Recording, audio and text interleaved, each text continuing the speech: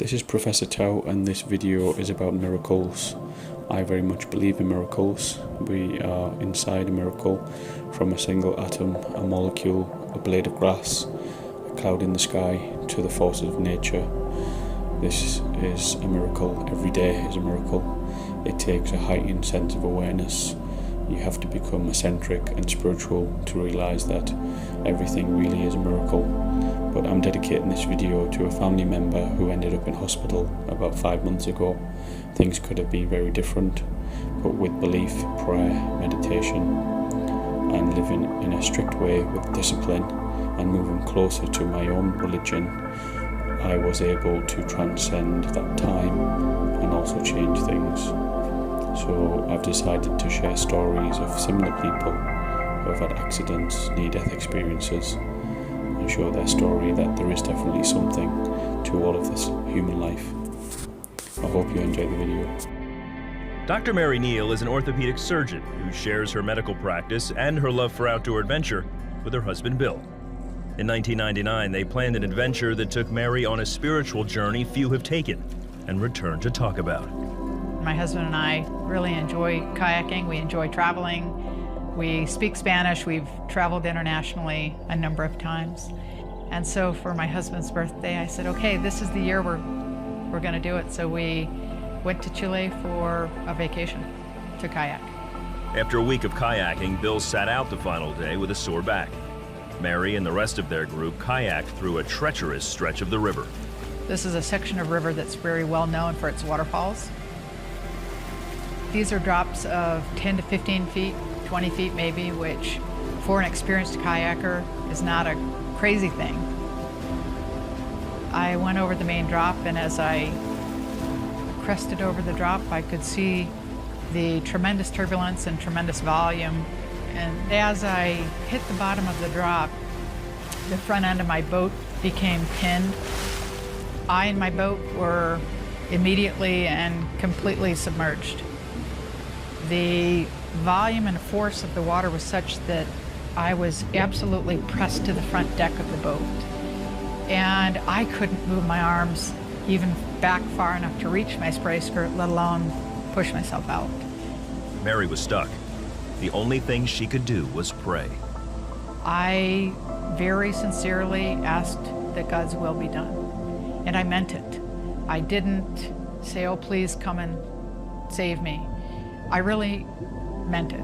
I asked for God's will to be done, and at the moment I asked that, I was overcome by a very physical sensation of being held and comforted and reassured that everything was fine, that my husband would be fine, my 4 young children would be fine, regardless of whether I lived or died. And I believe that Christ was holding me when I was still on the boat and was the one reassuring me. After several minutes of searching, the group leaders realized Mary was trapped under the falls. They came out on the rocks and they kept trying to get to the boat, but the force and the volume of the water was such that they just kept being flushed through. I mean, they just couldn't get to me. At one point, they sort of recognized that it was really turning into body recovery, not so much of a rescue. My body was being sucked over the front deck, and so what that meant is when it got to my knees bent back on themselves, and I could feel that, and I'm an orthopedic surgeon. I analytically was thinking, well, feels like my tibia probably broke. But I wasn't screaming. I didn't have pain. I didn't have fear. I didn't have that sense of ear hunger. I know I've been underwater too long to be alive, yet I feel more alive than I've ever felt. And this is more real than anything I've ever experienced. As my body broke free from my boat, I felt my spirit break free from my body, and I rose up and out of the river. Mary looked down on the river as she left her body. Then, she was met by a group of heavenly beings. They were absolutely overjoyed to see me and greet me, and I them.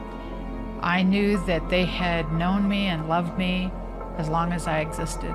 And I knew that I had known them and loved them. And I knew that they had been sent by God.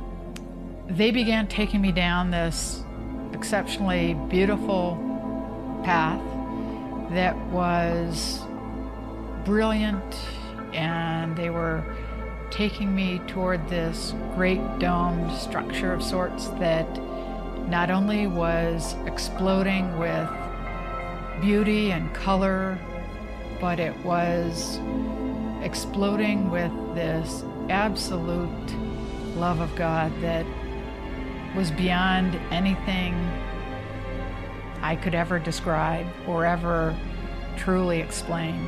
And I could hardly wait.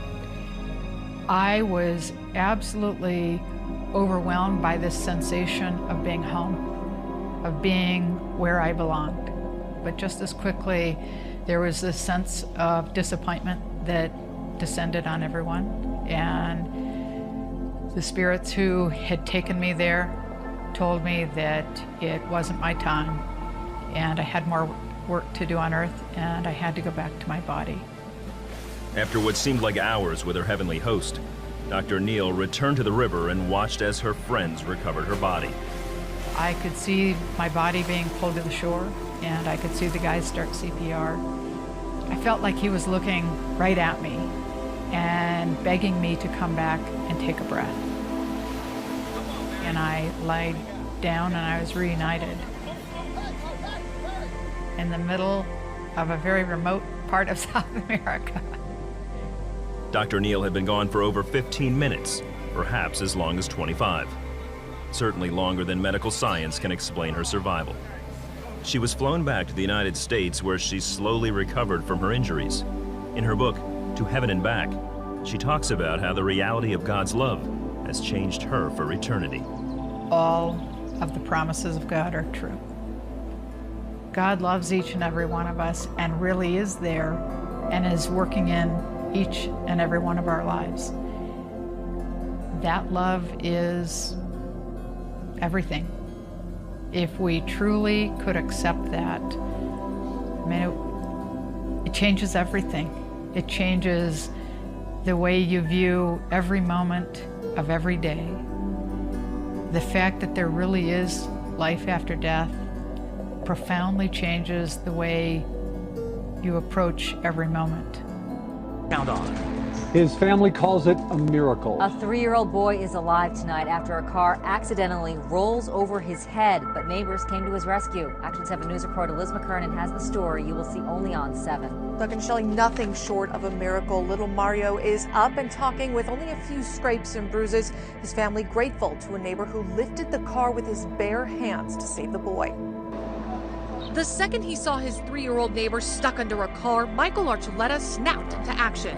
I stayed up all night with my wife crying, just hoping that, I saved his life, I hope, The little kid deserves to go through that. The stalled car rolled backwards just as the toddler darted behind the wheel Monday night. The maintenance worker at the mobile home park in northeast Albuquerque says he still can't believe it. The tire rolled over his head and he was stuck under. His whole body was stuck sideways. His ribs were under here. So Archuleta put his best foot forward. I just grabbed the car and just lifted it up. I mean, the adrenaline was pumping so much. Tires came off at least a good 10 inches off the ground. Within seconds, someone pulled 3-year-old Mario Munoz away from the car and to safety. He spent the night at the hospital, but on Tuesday, his parents tell us he'll walk away with only a few cuts and bruises, not even a broken bone in his body. How does that make you feel knowing, you saved a life? Well, it's not that I'm a hero, it's that, this is my job. A job this maintenance guy doesn't take lightly. Now, Archuleta says he only has a bit of back pain from the heavy lift. The family expects to take Mario home tonight. Back to you. Amazing story. Albuquerque police believe the incident was an accident. No one was charged.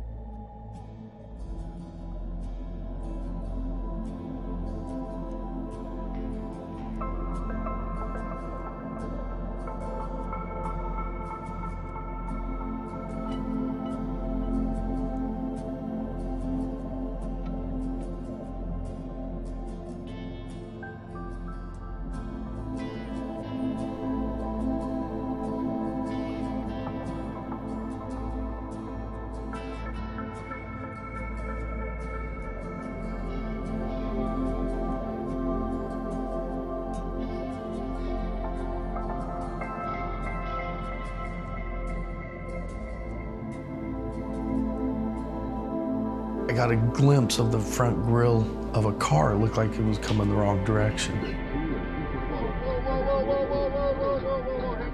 On August 11, 2014, David Fredrickson and his driving partner were driving on I-10 near Biloxi, Mississippi, when David's dash cam recorded a tragic crash. It was a pretty big explosion, and then the road, the car, everything was on fire. As flames engulfed the car, David grabbed the fire extinguisher in his truck and ran toward the scene of the accident, afraid of what he might find. When I got out of the truck and I pulled the pin, just automatically I was praying, you know, God, please don't let me have to deal with somebody halfway burned alive screaming. I didn't want to see anything like that. My first reaction is I didn't think they were alive. As David fought the fire, something caught his eye. I seen this little head pop up in the back window, and immediately I was like, wow, they're alive. Trapped in the car was a woman and her 2-year-old granddaughter. The lady was laying in the front seat, and she was trying to kick the door open. David tried to help pull the door open. Time was running out. I heard the metal bending, but I'm a pretty good sized guy. And if you watch the video, you kind of see me jerking on it to get it open, but it wouldn't open. Once more, he prayed. At that point, what could I do? I didn't know. I had never been in a situation like that. As other motorists came to help, the door finally broke free. And then in the back seat, that little head, I seen it pop up again. And I just, out of the corner of my eye, I seen some other people showing up. So I got into the back seat. I grabbed the little girl. I reached in, she grabbed me around the neck. While others pulled the woman to safety, David carried the granddaughter safely to the side of the interstate.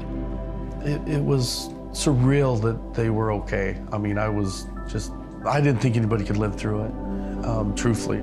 David believes God intervened and used him to help rescue them. The car was just on fire there.